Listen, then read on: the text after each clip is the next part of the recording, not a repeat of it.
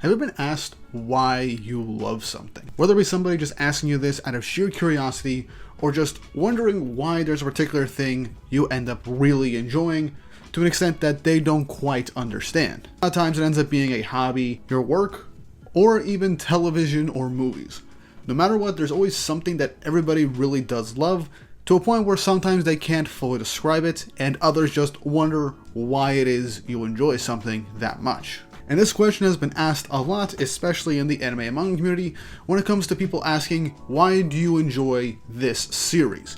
It's something I've been hearing a lot lately, whether it be about a particular shonen series or a seinen series, no matter what the genre when it comes to this. Somebody will always have their own opinions, or even mimic other people's opinions, without actually checking out what it is someone is talking about, just to feel important. Whether it be asking, why do you enjoy My Hero Academia? That stuff is mid.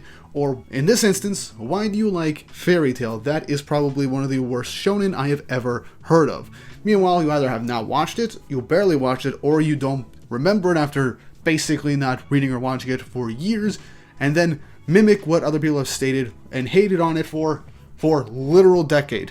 And you don't even give any real proper examples as to what it is, and just do baseline accusations or baseline examples that you really can't take seriously. And that is legitimately the worst when it comes to being a Fairy Tail fan, because for the last decade there's always been people out there who want to just push people down for enjoying a series that honestly people overhate to an absurd degree that it baffles me to no end, and ask us why we watch it or read it, and how could we enjoy it. And well, that's what this video is about. Me telling not just the haters and people who are just parroting what haters are saying, but also to help remind others who actually enjoyed Fairy Tail at some point in their lives, or currently do, why we truly love this series so much, and hopefully change some minds and maybe rekindle that love for the series that I know many of you have or once had. That, and also to, who knows, shut up some of these people who have no idea what the hell they're talking about 90% of the time. So let me give you guys 7 reasons why we love Fairy Tail. Before we jump into things, don't forget to like and subscribe and hit the notification bell for updates on future videos. Really helps, and it shows you guys enjoy the content I make here on the channel and shows you want to see more. I've been really loving making all this Fairy Tail content recently, and it's only going to keep coming in, especially with 100 Years Quest coming back out, so look forward to even more content revolving around that in the near future, alongside reviews for the sequel manga.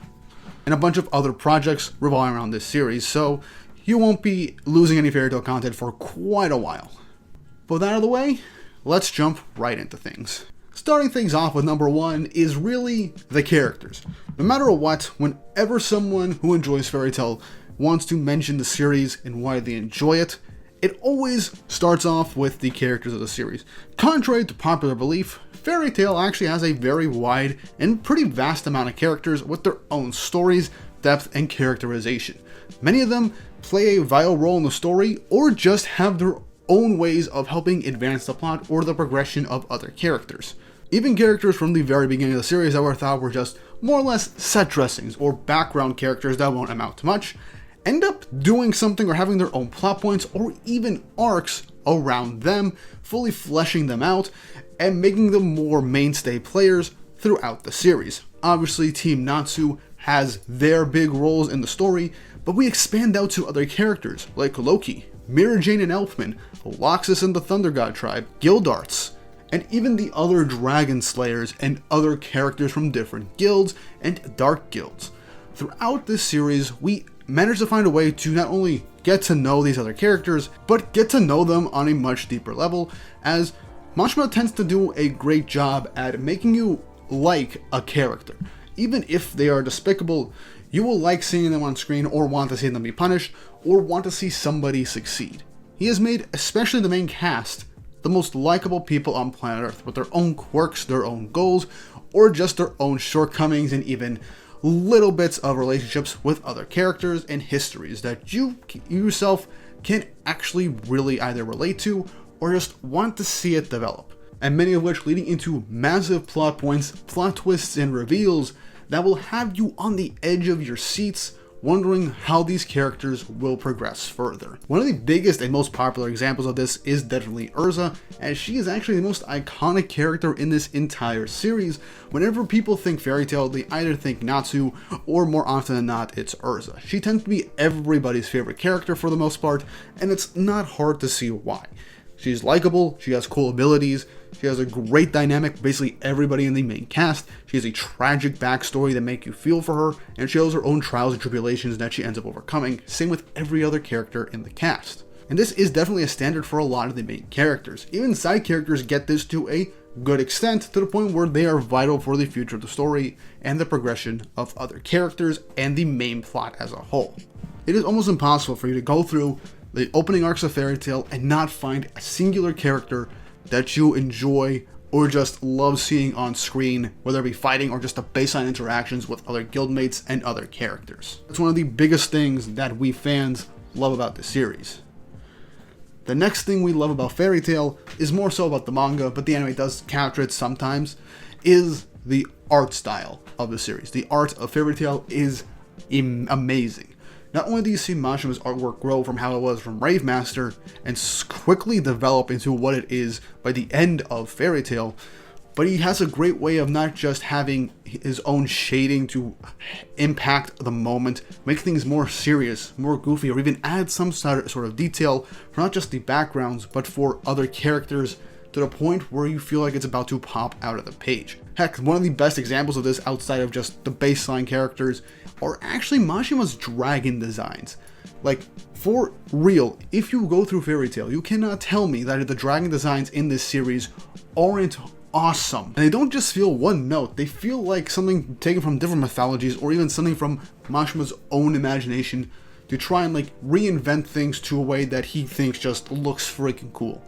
And that's not even to say how things are with fight scenes, landscape shots, or even just the progression of the designs for each of the characters throughout the stories, whether it just be their baseline outfits or just how he draws them in general. Everything has its own painstaking details, to the point where you wonder, who can't Mashima make look cool, or at least want to see on screen?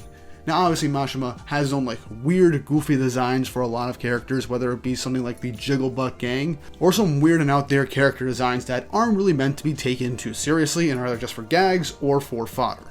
But either way, whenever it comes to what Mashima wants to make look cool, to look badass, or just give you a nice sense of, wow, I just like this design, the artwork hits. It just really does. It's just hard to describe sometimes, but it just hits different, especially in particular moments of hype and emotion, which Mashima captures to a great extent within Fairy Tail, and the artwork just makes everything that happens in the story that much better. But what the artwork does also help is the third reason we all like this series, and that is just the way Mashima likes to hype us up.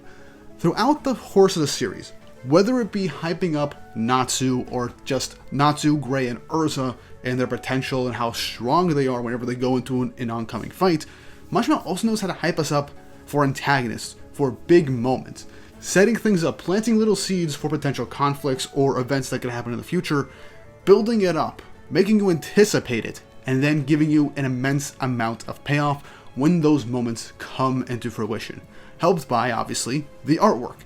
These two reasons do kind of play very hand in hand to each other, but the anime does also enhance a lot of these moments a lot of the time with the awesome soundtrack and the voice acting. Whenever it comes to hype moments, Fairy Tail is probably one of the best to ever do it, and you cannot tell me that every time you see Natsu get serious, whenever you hear the Dragon Force OST, or Lightning Fire Dragon Mode, or just the baseline theme for Fairy Tail, you don't get hyped up for what's coming next. As no matter what, even when things don't pan out how you expect it to, the hype that is planted throughout the series, that has grown to the point of us having eager anticipation for when we get the payoff, for some massive climax, to some big moment, climactic showdown, or just a character interaction that we all want to see. The hype never lets up, and Fairy Tail is one of those series that hypes you up in the best possible way, making it that much more enjoyable when you continue forward, as you have that incentive to see what's gonna happen next? What's the big character conflict? What's the big fight? What's the next big revelation? There's always something to look forward to when it comes to Fairy Tail. Another reason we like Fairy Tail is just the cool and unique powers that we see in Fairy Tail. Now, a lot of people are going to say that Fairy Tail's power system is not that deep, it's not that complex, it's simple, or it's just dull. First off, you're wrong, and if you think a power system has to be incredibly complex, have a shit ton of rules, and have to have so many different layers to it to be good, then you're just boring. I do love a well-crafted power system. I do like a bunch of set stages of rules, different layers to it, or just things that make you want to be creative. But sometimes you need a power system that can be flexible. A power system where you can have fun with it. And that's what Fairy Tail does to a great extent. Its baseline, just magic. And with Fairy Tail, whenever it comes to these powers, people either have their own unique set of magic, or they learn it themselves. Yes, people can learn magic in this universe when they know how to utilize their own magical power. Whether it be just baseline re-equip magic that Erza is utilized, or her baseline magic to essentially manipulate weapons at will, or Lucy with her celestial spirit powers. Sometimes your innate magical power will just end up being the magic you yourself end up learning throughout your life, which is a lot of the case with many of the Dragon Slayers, like Gagio, Wendy, and Natsu. And even the 3rd generation and 2nd generation Dragon Slayers, even though there are innate abilities that get enhanced by these Dragon Slayer abilities, like with Natsu and the Flame of Emotion. Those are some things that actually have some depth to it that doesn't need to be overly explained to you ad nauseum. The powers in Fairy Tail have their own unique variety. If you cannot tell, I've literally been doing Fairy Tail explain videos going over not just concepts, but also actual abilities from Fairy Tail, and there is so much for me to look into, and even some things that I do miss that I do need to clarify, because there's actually a lot more going into these powers, how they work, and even some of these powers having their own sets of rules that sometimes you gotta look back and notice just how thought out a lot of it is, and a lot of times the explanations are through context clues and events that happen throughout the story that you can figure out on your own without it being explained to you every second of every chapter. And a lot of times it can be very fun because it makes you think. If you're born into this world of Fairy Tail, if you have your own magic power, there's always a sense you can be taught by some other wizard. Look at some books and learn some specific spells. You're not just limited to that one power if you really want to. If you're comfortable with it, that's on you. You can do whatever you want, but if you want to learn something else, there's some other wizard that can teach you. There's a grimoire or a book somewhere in a library or in a tomb or somewhere that you can learn some cool, unique magics, even ancient or lost magic that people rarely, if not never, see anymore. We have stuff like the Slayer magics, which are specific magical abilities that are created and taught to people or bestowed upon people to slay specific creatures within the world of Fairy Tail with their own drawbacks or even their own benefits as well. To something like takeover magic, which is literally either sometimes related to bloodline or just you learn it and you have to subjugate a creature or being in order to gain their abilities, appearance, and use it for yourself, like your own rotating set of transformations, as if it were the Omnitrix, or if you were Kevin Levin. These are the best examples I can honestly really give for that particular magic. There is a wide variety of magic types that I feel like Mashima has played around with in Fairy Tail, from cool badass to relatively simplistic to kinda goofy at times. But that's the freedom of not having a power system bound by a crap ton of rules. While it can make something unique and interesting, it could also be restrictive into how much you can add things to that system. Because eventually, something's gonna break, and you're gonna have to write yourself out of the bind that you put yourself in for the sake of the story and the characters that you have wrote yourself into. Now this happens to every other series, but when you have a series with clear-cut and incredibly strict rules, it shows that much brighter. But with a power system that doesn't have these incredibly large limitations, I have nothing against power systems like this. In fact, Nen is one of my favorite power systems of all time. But you also have something like Stance, where the powers are complex and interesting, but the relative rules of it are fairly simple. At least on the surface level for it, at the very least. You also have stuff like Devil Fruits and Haki, Ryatsu and Bankai, Chakra. Everything has their own levels of complexity and their own different realms of just rules that people have to abide by or find their way around. But having a power system with its own lax nature, like Fairy Tail's, you can just have a blast with it. you're not just stuck to one particular ability if you really think about it, and you can come up with anything without really putting any too much hard restrictions on it. And at the end, it's just something freeing about having a power system without too many incredibly strict rules, levels, and just restrictions put upon it that just make it not as fun to really look at in comparison to some that are relatively loose and free with it. Especially when the powers and abilities within a series is just straight up magic. When you have something that's just literally magic, you can do whatever the hell you want. You don't have to think too hard about it most of the time. Any combination is possible, any type of ability is possible, as long as you think it, as long as the author has thought of it and given it its own unique identity majority of the time, and it just feels fun. I'm not saying that could be not fun for complex power systems. It could be fun for a lot of people, and to an extent, I do find them very interesting with how well in depth a power system and abilities can be. But with powers, abilities within Fairy Tail, when it comes to the magic in that series, there's just a sense of fun and freedom when it comes to seeing people utilize it, to finding out that people can learn this stuff. It's a sense of wonder and whimsy that you can have when you're a kid. That's what I think makes a fun power system, a great power system, and cool abilities, because even with its own rules, even if it is rather lax at times, it's fun to see in action. It's fun to see it drawn. It's fun to see what characters have these types of abilities and how they're used. It's the same thing with any other series with a power system, but like I stated, this one has just a lot of freedom to it. And honestly, I wouldn't have it any other way for this series. But when it comes to things that people enjoy about Fairy Tail, outside of all this, what a lot of people bring up tend to be the villains. Now, I know people are going to say that Fairy Tail has bland villains, Fairy Tail doesn't have any unique villains, Fairy Tail has some pretty boring or one-note villains. Well, you're wrong, because the villains that aren't super interesting are just maybe like 2 or 3 of them, but the majority of the characters in Fairy Tail have their own goals, their own tragic backstories, their own reasons for doing what they're doing. Zeref and Acnologia are 2 of the biggest examples of just really great villains that have their own videos planned in the future if I can actually get my thoughts together on them, because there's just a lot to talk about when it comes to these 2 final big bads, to the point I don't want to do them any disservice. But when it comes to Grimoire Heart and Hades, when it comes to the Irration Seis, mainly their core members outside of Brain and Zero, when it comes to Jalal, when it comes to Mardgeir and the Demon Gates of Tartarus, to Leon at the start, to even Aragorn and the very first real arc of the series. The villains of Fairy Tail have their own layers to them. They have their own reasons for doing what they're doing. And tying back in, really awesome designs, really cool unique abilities that make you interested in seeing what's going to happen next.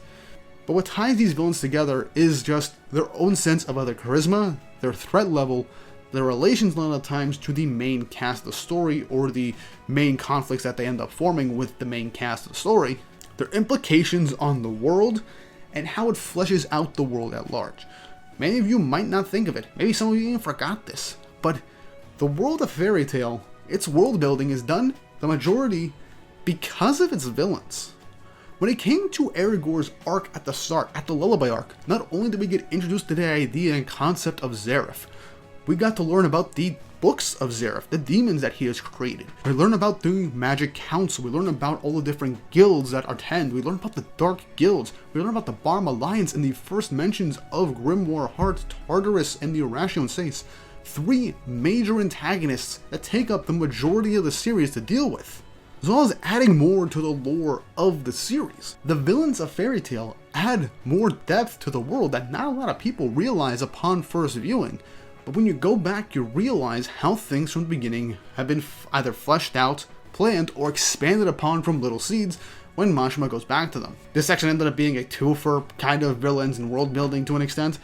But yeah, the villains of Fairy Tail are not only interesting for the majority of the time with their own motivations, their own character quirks, their unique abilities, and how they have impact on the world, but how they expand the world and make it grander, add more to it than we initially expected, and even teased future villains or introduced the machinations of larger masterminds within the universe that we deal with later on. Heck, Daedalus gave us the first introduction of a literal multiverse within the world of Fairy Tail that we actually get revisited in the 100 Years Quest. Acnologia and Zeref actually end up being used as building blocks for the 100 Years quest at the end of the day, which in turn end up building up the world of Fairy Tail even more. Seeing more continents with more cultures and the freaking dragon gods. These aspects of the story would not mean as much if we didn't have these villains in their stories that are explored very well, especially the larger antagonists and villains of the series.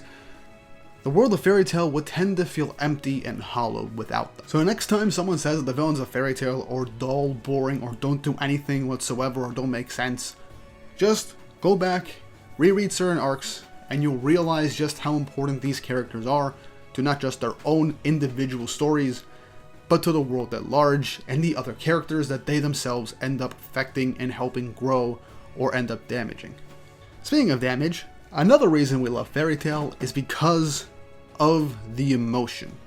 No matter what, whether it's something incredibly hype, something sad, something that will make you just happy or uneasy, Fairy Tail knows how to give you that sense of emotion. It knows how to break your heart. It knows how to punch you in the gut with whatever it makes you want. Whether it being a character overcoming their past trauma or abuse to finally break through, become a better person, and to just show that they're more than what they were before, to an emotional breakdown of them losing somebody they care about. Somebody that they haven't seen in such a long time, only to reunite and initially you lose them right away. To someone that you had a strained relationship with, that you're mending, but after coming back, they're just gone and you had no way to truly mend what was relatively fractured. Learning that despite all that, they tried to do better and to make things up for what occurred in the past. To even seeing a good friend, someone perish before you, hurting before you, only to see something that not only gives you a sense of ease, but also a sense of emptiness and sadness that will affect you for a long time. This series knows how to hit you in the feels and knows how to give you a vast array of emotions at any point. And no matter what, it hits you every time like a goddamn truck. Almost as if you were being hit by a truck to get isekai'd. That is how hard those emotions hit. To the point where whenever someone wants to mention one of their favorite moments from Fairy Tail, one of the moments that means a lot to them, it always tends to be the emotional moments. Not just the hype moments, but more so than not. It's the emotions that the characters give. The emotions that the story makes you feel whenever you are invested in what happens to these characters and how they feel throughout their lives. That is a mark of a good story. That is a mark of good character writing. And that is a good sign of knowing when to give your audience something to feel. And no matter what anyone says, Fairy Tail does this to a masterful extent, to the point where I wonder if Hiro Mashima just likes to see his audience sad or just have an emotional episode while reading or watching his series. I'm exaggerating a bit with that last section right here, but you know what I mean. A good series knows when to give you that sense of just emotional clarity and devastation. Fairy Tail gives you that in spades. There's not really much else to really elaborate on, as this series just knows when to hit, and when it hits right. Which is what makes the last and honestly the most important reason why we all love Fairy Tail so much. And that is, it makes you feel like you're part of the guild. Even from the beginning of the story, when you see the Fairy Tail Guild, you see them as crazy whack jobs the majority of the time. You don't understand them, you don't have any idea what their deal is, you don't understand how this guild can be the strongest or most popular. But towards the end, as you go through the story, as you end up learning about more of these characters, you end up building a bond with these characters. You want to see what happens next, you want them to succeed, you want them to be happy, and when they're sad, when they're broken, you feel that as well. Making you feel like you're part of the main group of a story is legitimately one of the best things you can do when it comes to writing a story. Because at the end of the day, your own connection with the characters that you see, that you read, is what makes it enjoyable for you. You can read something and put it down and just feel something in the moment. But when you actually feel an attachment to what you are experiencing, to the point of wanting to revisit specific moments, to revisit that series, that story from the very beginning, to experience it all over again, that's a mark of not just something that you truly enjoy, but when you truly feel like you might be part of the story yourself. It's cheesy, it's a little over dramatic, but that's what makes a good story, and that's why people love this series so much. It's a sense of immersion that not many stories can give you. It's why so many people end up loving specific groups in not just anime, but in fiction in general. It's why people like the Straw Hat Crew, it's why people like Company 8, or the Gote 13 of Bleach, Thief Fighters, Class 1A, etc, etc. You can have a multitude of examples, and all those come into play when, as you go through these series, you feel like you're part of the action. You feel like you have a connection to these characters that you yourself are watching a story being unfolded with. And at the end of the day, that is the most important thing for any story that you end up telling. And that's probably the biggest reason why we all love Fairy Tail so much. Also, as a quick honorable mention, Fairy Tail's OST is probably one of the best out there. Even if you're a mindless hater or don't think the series is that special, you gotta admit that the soundtrack is one of the best you've probably ever heard, and it honestly sets the mood for whatever it is the series is about to throw at you. You cannot deny how good that is. But yeah, those are the main reasons why people love Fairy Tail, why I love Fairy Tail so much as a series, and why it's probably one of my favorite of all time. I hope this gave people some actual clarification as to why this series is so beloved by so many across the globe, and hopefully showed some haters why this series is so special to others, and maybe even got some of those that don't remember it too well an idea of why they enjoyed it in the first place, and maybe give a sense of wanting to revisit it to recapture that love that they once had. But that's it for me. I hope you enjoyed this video. Happy I finally got to make something like this at some point. It's something I've been holding myself off on doing for a long time, but I feel like now is probably the right time for me to make something like this. So I really hope you enjoyed it. What is your reason for loving this series so much? Is there anything I mentioned in the video? If not, leave it in the comment section below in a particular moment that you yourself knew that you love this series with all your heart. And again, if you like what you see here on the channel and want to see more, like and subscribe, hit the notification bell for updates on future videos. Really helps, and it shows you guys enjoy the content I'm making on the channel and shows you want to see more.